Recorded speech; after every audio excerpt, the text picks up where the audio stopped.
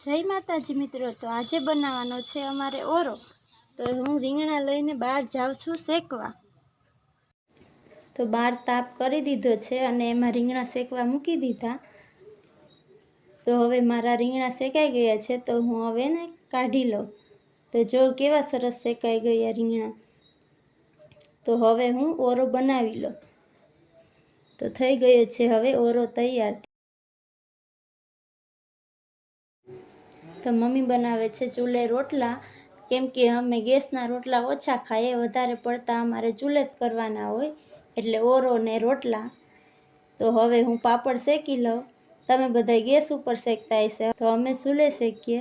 તો જ્યાં સુધીમાં મારા પાપડ શેકાય ત્યાં સુધીમાં તમે અમારી ચેનલને લાઈક અને સબસ્ક્રાઈબ કરી દેજો। તો હવે જમવાનું થઈ ગયું તૈયાર, તો અમે બધા જમી લઈએ।